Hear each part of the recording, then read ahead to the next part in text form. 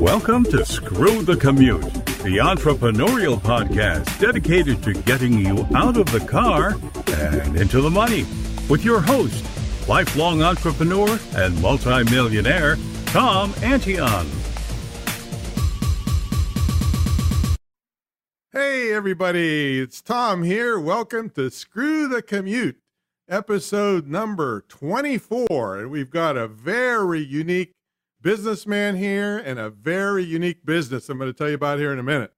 Don't forget to listen to episode 23. We had a raucous interview with Vicki Sullivan, including, and this is a first for me, a hitman offered her a free stabbing for her excellent customer service. I'm not kidding.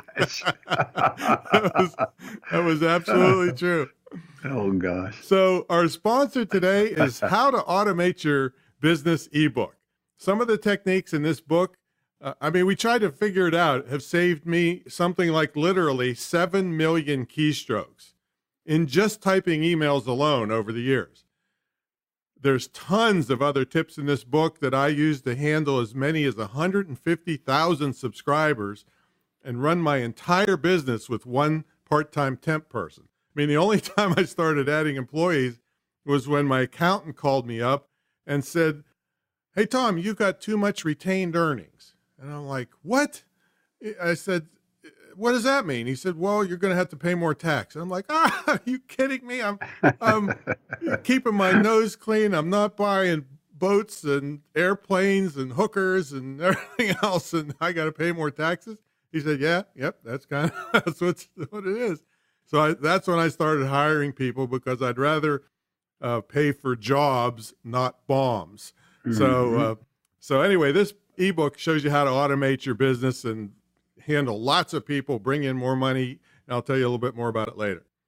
All right, let's get to today's topic. Scott M. Haskins is an art conservator with Fine Art Conservation Laboratories, an internationally renowned painting restoration firm that provides a variety of professional services, including disaster response for art and murals.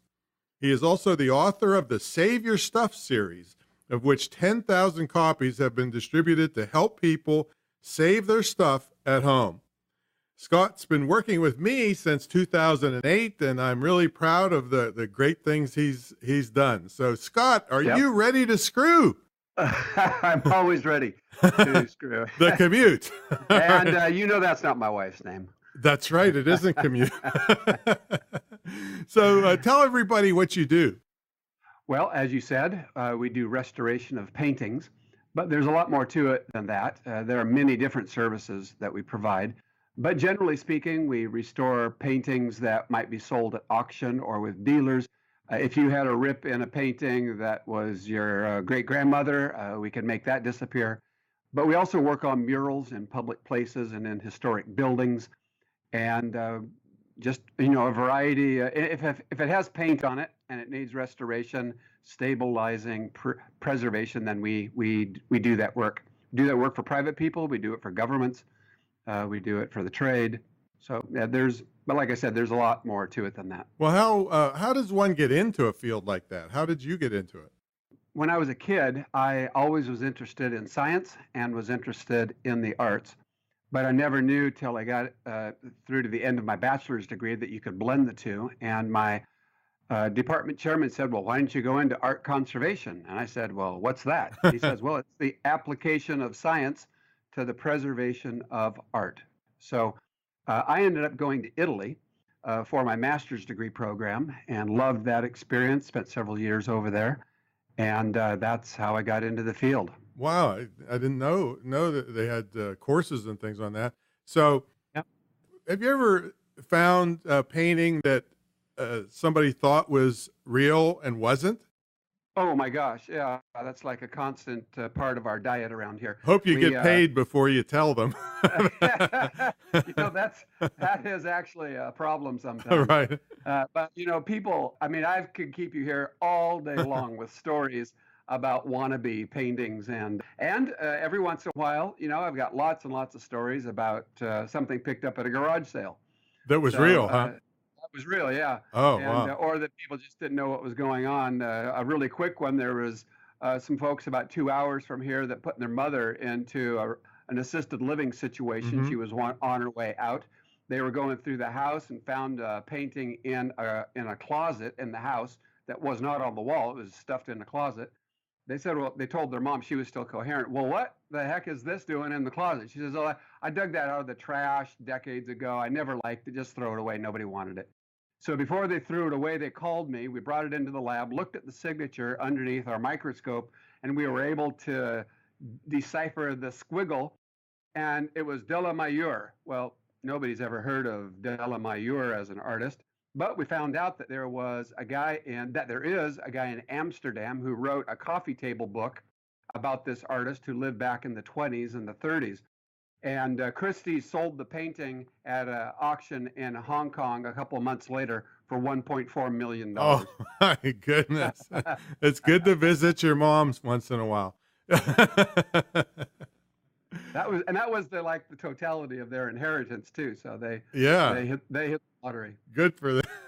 Wow. But I can keep you here all day with stories like that. Yeah, well, that's interesting. But I understand you've gotten big contracts from murals in cities and things like that. Oh right? yeah, in fact, you've played a big part in that. Thank you. The murals are something that are usually part of a like public art, part of a government responsibility.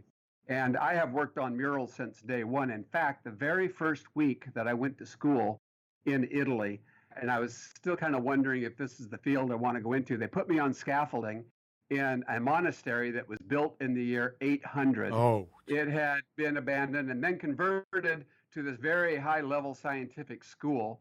And I was working on murals dated 1365, over 100 years before Columbus. I'll bet you that turned you there, didn't it? It's like my first week. I'm going, this is great. So I've worked on murals my whole life.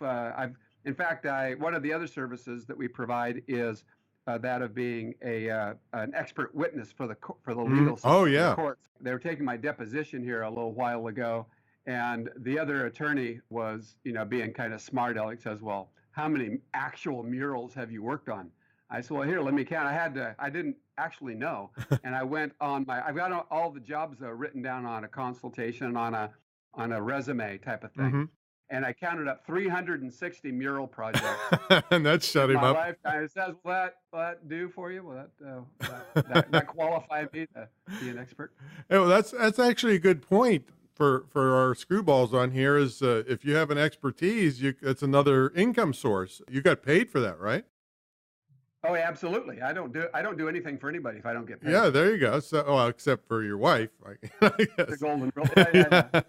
So that's another way to turn your expertise into money. Now, did you ever have a job? When I got back to the United States from working in Europe, I was actually headhunted by a university who brought me on as an employee, of course, in the department, the fine arts department. And I was supposed to set up a restoration or a conservation lab for them. And I was there for about 6 years. But I was kind of in charge of everything, and I didn't answer to anybody. I was in charge of my own budget, and no one knew what I was doing.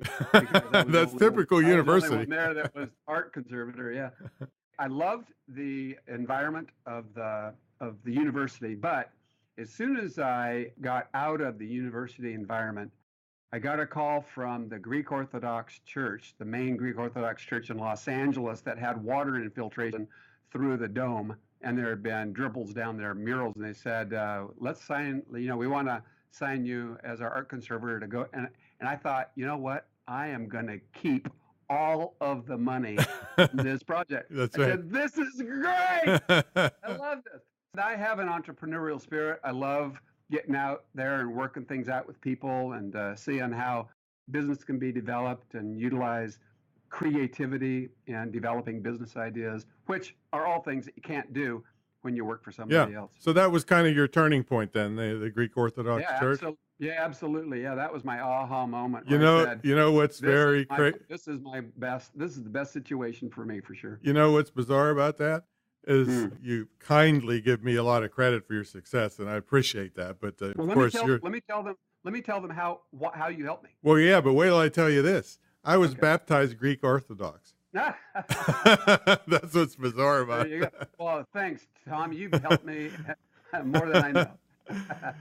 Well, so you've been in my program, and you brought a young geek with you to help implement, which I always suggest, certainly. And then you started getting these big contracts as people found you. You did the work. That's the whole thing. Well, in 2008, you might remember that there was a turn in the economy. Mm-hmm. But not only that, there was a turn in technology also. And it was about 2008 and in fact, everybody that calls me at my business, we ask, how did you hear about us? Or who referred you to us? And before then, about 80% of the people that would call our business would tell me that they found us in the Yellow Pages. Well, I don't know how many of your listeners have a big Yellow Page volume at home that they consult in, but about 2008, we stopped hearing. I mean, it was like within several months, it was something that was just super surprising to me. Nobody was telling me that they found me in the Yellow Pages anymore. It's like the Yellow Page business dried up in less than a year. They are good for holding up desks and stuff and in the door. Yeah, right. So I started looking for a way to generate business. People were saying, well, we go online, we go on our computer. And there was a whole development, a whole change in how the internet was working back about that time. And so I looked you up, I found you, and you were exactly the guru I needed. And it was because of your optimizing. Oh, actually, the thing that I do every day is that when I put an article out in a blog or on another website, or I post a video, and I've got over 300 videos on YouTube that are all done through things that you taught me. Whenever I do all these things, I have a feeling of what it takes for people to find me on the internet. And I'm in a very small niche. So if you put in painting restoration, Salt Lake City, I come up all over the place, or Las Vegas, or Orange County, or Los Angeles, or if you go repair a rip in a painting, Beverly Hills, I come up. Because you're using keywords effectively, which is our first lesson here. Yeah. It was and I did all the things that you showed me how to do. I did all the things that you've asked me to do, told me to do with production of videos and that kind of thing. And I did it to promote a book. It completely upped my game when it came to the conservation restoration services that we provide. Yeah, you show up everywhere. I wasn't even expecting that. Yeah, you show up everywhere, and that's our first episode. Episode 1 was all about keywords, because that's the whole basis for everything. People are they sit down and they type in words, things that they're looking for, and if you don't have those words optimized all over your sites and your videos and blog posts and all that stuff, you'll hear the crickets chirping. Well, since 2008, the internet's changed or evolved a lot. So people are always saying, okay, well, how do you get found on the internet? Well, they're doing it different. You can't, and Google doesn't like Facebook, and and this and that. But I'm in such a small niche that when somebody needs me, they look for me in a particular way. Mm-hmm. So in that way is the way I put it out there. And so when they look for me, they find me, whether it was in 2008 or 2018, they still look for me. It's still working for you. It's still working for me. Yeah. Yeah. So have you ever got? I stay in touch. I mean, I love all the updates that you do and the quality coaching that you do. All of that is much, much, much appreciated. And I implement absolutely everything I can. I know you do. And that's what I love about you. You actually do this stuff. I mean, my friend John Kramer was on an earlier episode, and he's a consultant. I heard him say one time, I'm thinking about doubling my consulting rate and giving half of it back if they just do what I tell them. So you're a guy that does. Yeah. So have you ever gotten screwed on any of these jobs? Not very often. I mean, that's a business practice. There's part of it is the enthusiasm and your expertise that you take into starting a new business. But there are some mathematical equations and some proper business savvy that you've got to have. You've got to have some street smarts. You've got to get a team together to implement ideas. In my opinion, business is a team sport. Yeah, and you And need written agreements and absolutely, yeah, you need to be covered. You need to cover your family with mhm. legalese, and so that's all. That's all important. You can't just wing it. Otherwise, you would. You can correct me on this, but I think my perception is that our society is more litigious today than it was 10 years ago. Oh, sure, sure. Some companies, that's all they are is in business to sue you. That's their Yeah, business model. Like the image places, they can find an image that you don't have a license for, and they do a federal lawsuit against you for $6,000-7,000 and settle for four. And you got you really got hammered. That's their whole mhm, business model is to do it. Hey, while I have you, I was thinking of one question I wanted to ask you. What yeah. advice would you have given? Or would you give to those people in Hawaii with all this, the lava just, burning their houses up? Grab your ankles and kiss your ass. There's more to just burning lava. I mean, if your house is overrun with lava, like I said, you better have left early and taken everything with you. But I mean, a lot of times when, like, for instance, we just had an enormous firestorm roll through Santa Barbara Mm-hmm. and the Ventura area in California. In fact, it was the largest fire in the history of California. This happened last December. And the fire was in the back hills. And so it did take out, I don't know, 600 or 800 structures. The damage that occurred with most of the population was that the wind blew all the ash and all the smoke onto the city and the residential areas for 3 to 4 weeks. Mm. In fact, 100% of the insurance claims that we're working with don't have anything to do with anything getting burned up. It all has to do with smoke damage. Mm. And then, of course, as you know, in a fire, they put it out with water. Right, And so you can have water damage. right. And so you've got smoke damage, and you've got heat, and you've got water damage. There's all kinds of things that follow up when you've got a hot situation. Then, of course, we thought it was a godsend, a heavenly sent answer to prayer to dump a bunch of water on us here in our area. But we didn't realize that the amount of water in the very short time would uproot huge boulders, and we had an enormous mudslide that slid Wow. down through Gee Montecito whiz. and wiped out entire neighborhoods of high-end homes and high-end collections. I think there's probably billions, that's with a B, plural, billions of dollars of gold and jewels mixed in that mud. My They're going to be our archaeologists working in that Oh, area there'll be guys yeah, with metal for detectors as soon as for they can get centuries. there. Yeah. Well, that mud's 3 and 4 feet deep. Oh boy. So anything? Take it on a different note. Does anything Yeah. bizarre or funny happen in this business? Well, bizarre and funny. One of the funniest things in any business, of course, are the people and their personalities. Mm-hmm. You get all kinds. You get somebody who's educated. They come in and they just speak to you matter of factually, and you give them the information, and then then you move forward. But I've had people come to me with treasure maps that they think had been painted out to keep them hid up from the Nazis, then were rolled up in somebody's underwear and smuggled into the United States, and they were being brought to me so I could take off the paint on the top and rediscover the treasure map, and they were willing to let me invest.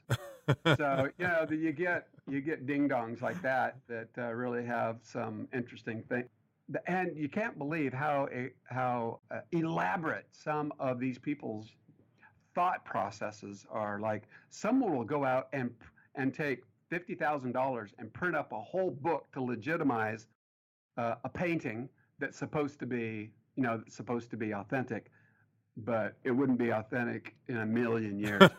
But they're trying to construct all around this painting all kinds of evidence that the painting is real, so they can sell it.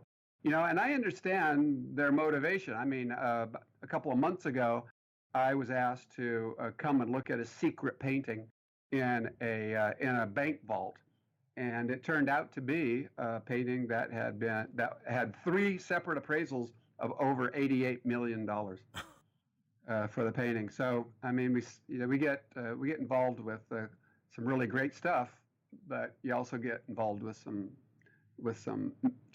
certifiable people. If you took possession of an $88 million painting to Yeah. work on it, that's a lot That's a lot of responsibility. That's like $88 million worth of responsibility, right? Well, obviously we put a release on there, Mm-hmm. and we let their insurance company take care of that. So that's not a problem. And then we also make sure that we're not going to be sued by the insurance company if there's a claim, so that they're coming in a back door to get us. Right, right. That's part of being savvy from a business point of view. But we had a Van Gogh in the lab that was this was years ago. It's probably like in a $50 million range. The question we worked on this, and the insurance company was going to double the insurance premium if we took the painting out of our lab, which is a lockdown situation at night with all kinds of alarms, right, yeah, police response and stuff. That's just our normal, way we do it.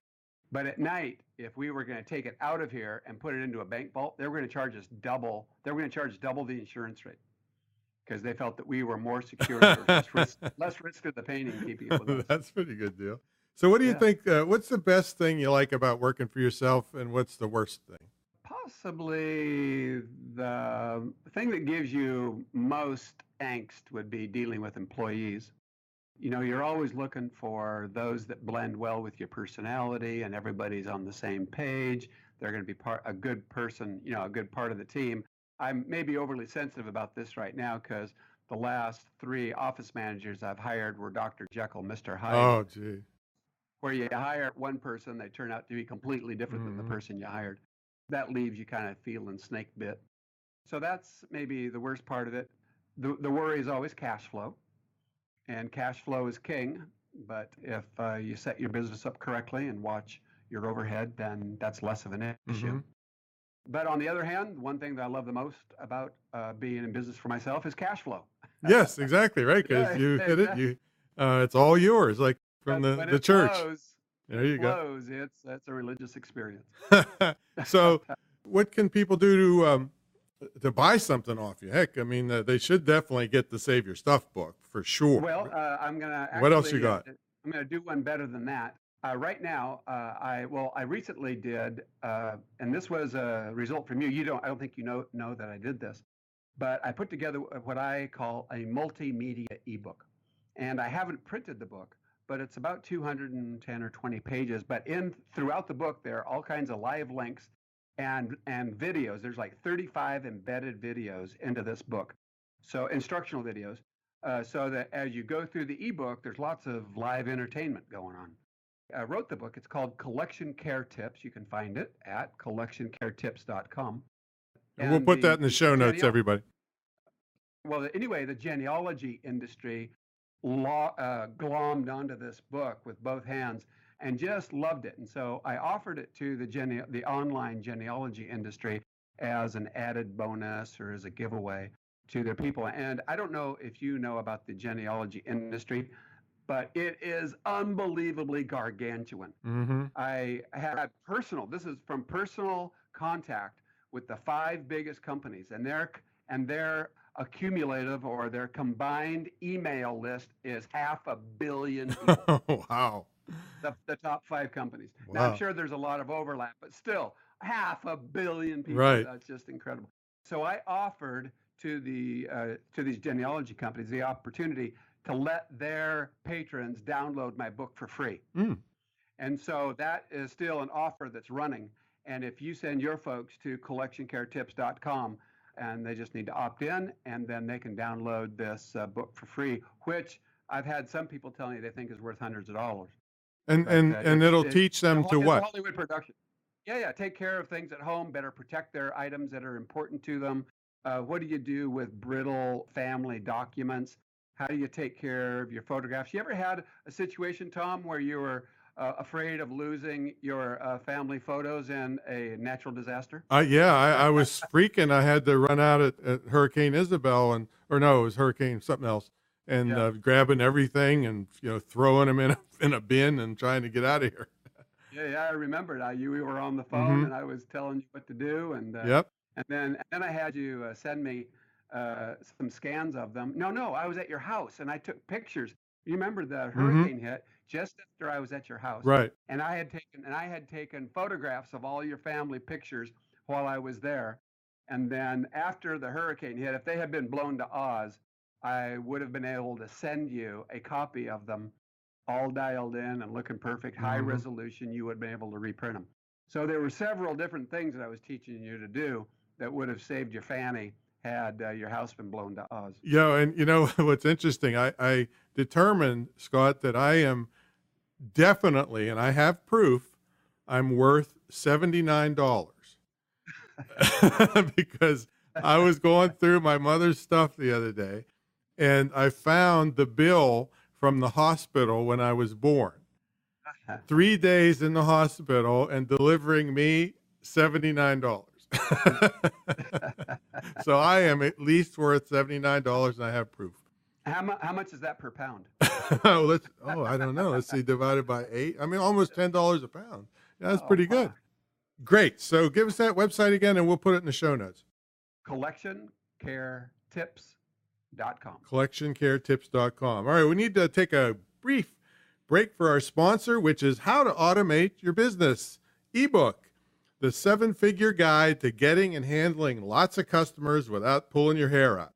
This book covers equipment, free programs and services, backing up stuff, smartphone shortcuts, photo editing, autoresponders, upselling, all kinds of automatic stuff to help you run your business. So you can check that out at greatinternetmarketing.com/automate, and that'll also be in the show notes. Now, Scott, tell them what's a typical day look like for you? Well, I like getting up early, but I've got an office at home. And then I also have... So you screw the commute every day? I screw the commute, every day. Well, where's the lab? Where's this big lab?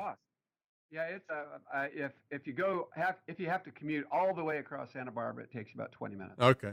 So I've never been in the situation where I've had to be, well, that's not true, because weekly I go see clients at their locations, and we do a lot of work down in the cement jungle of Los Angeles. So, I'm often out there with 50,000 of my favorite people, just kind of just moving along. Well, that's not technically commuting, so you only have to do it once a week. Exactly. Yeah, or less. Yeah. And it's also by choice. I don't have anybody pushing my buttons. Right. So that's nice. That's nice. But I start out by taking care of a few essentials there at the house, and it's often that I just say, hey, I'm going to screw it going into work today.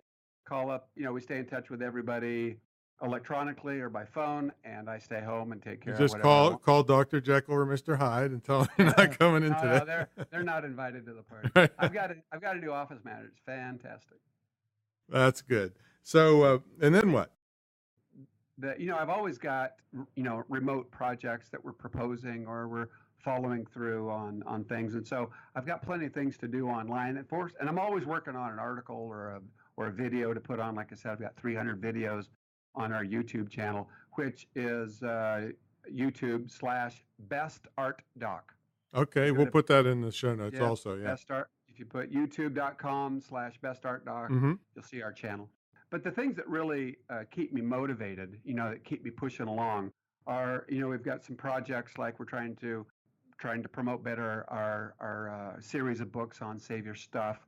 We've got a couple of big projects. In fact, maybe the biggest project of my career is coming down the pipe. And part of this is thanks to you. Thankfully, I've already paid you your margin because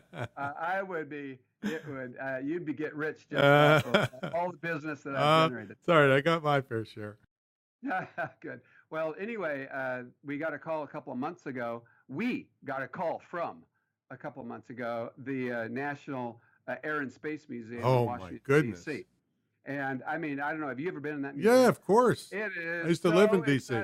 And I'm a painting restoration guy, and the National Gallery is right across the mall. But the favorite museum that is this Air and Space Museum. I mean, it is such an exciting historical place.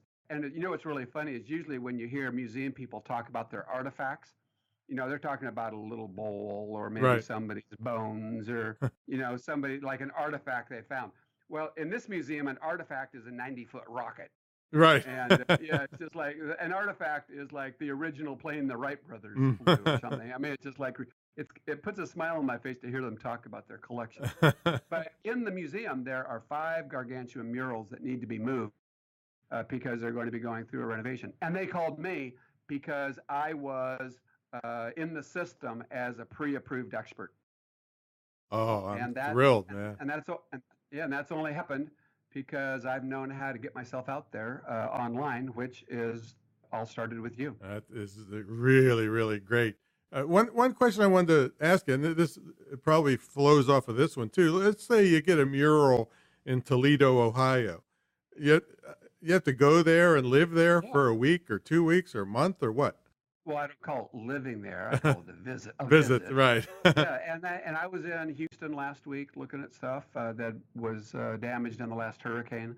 Yeah, I've worked all over the United States. I've done WPA murals in rural post offices in Pennsylvania and in Georgia. Worked on the biggest amount of work that we've done is out of Texas. We've just done a ton of work in Texas. I love Texas.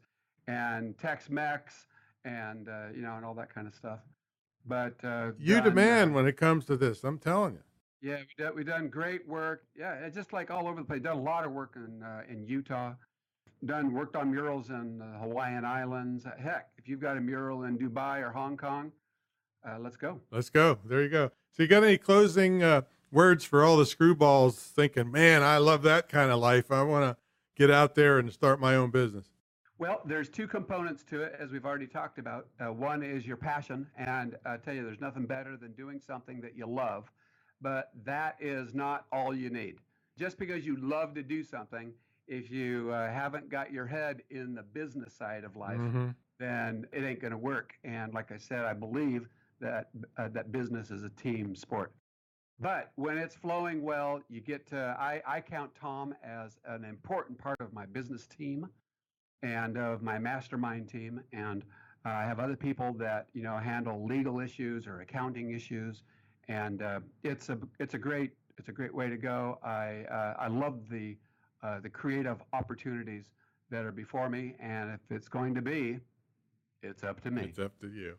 All right. Well, that's been great. How should they reach you if they have questions or? Yeah, let me give you my phone number: 805. All right. 564. 3438 805-564-3438, and Gina will take good care of you, and if I'm not sitting in my office, she can put you through to my mobile number. That is that's wonderful. And is that number also on the website? I'm pretty sure. I try to put my phone number everywhere. That's right. There you go. Yeah. Be accessible. Well, thanks a lot, Tom. I really appreciate it. Thanks so much for taking the time out, man. I'm really so proud of the things you've done, and you the man, I'm telling you. I've always, and I hope we get a chance to connect and mix it up some more in the future. It's always a great pleasure for me. Thanks. Sounds good. Everybody, this has been episode 24 of Screw the Commute podcast. Make sure you check out the show notes and get over there, get those things that Scott has for you at the website.